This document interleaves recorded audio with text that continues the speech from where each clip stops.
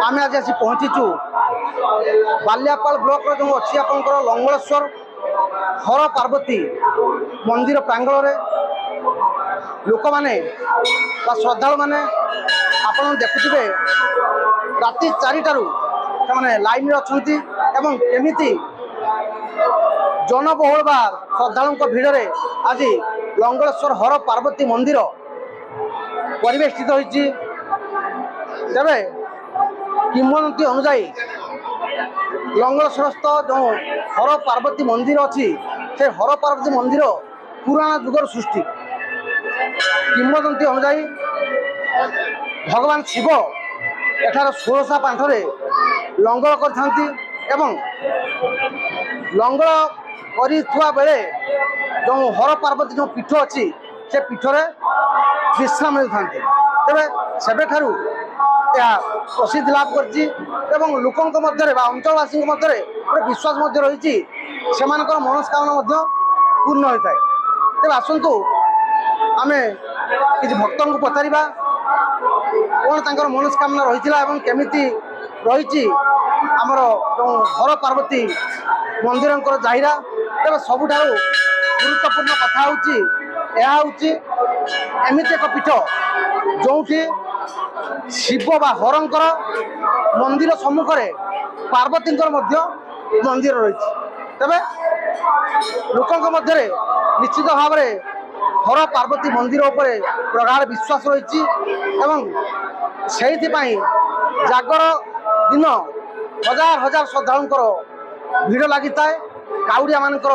पानी ढालिया भिड़ लंबा लाइन लगी था तेज आसतु पचारि बुझा वास्तव में लोकंकर केमिति आस्था रही हर पार्वती मंदिर लंगलेश्वर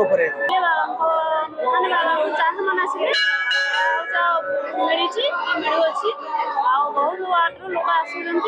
देखापी जागर जावाई बहुत वार्ड आसती ठाकुर प्रति बहुत समस्त विश्वास ठाकुर आमको जहाँ आम इच्छा करूँ माको सब दिखती हर पार्वती पीठ आज चलचंचल अवस्था अच्छी श्रद्धालु भक्तों जो जाग मेला जो आज अच्छी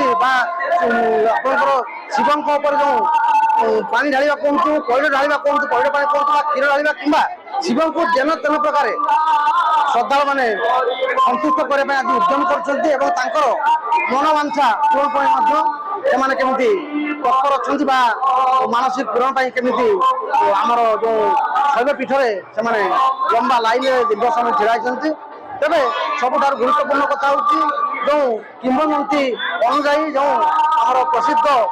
लंगलेश्वर हर पार्वती मंदिर एवं भी प्रशासनिक अवहेला भितर रही विभिन्न प्रकार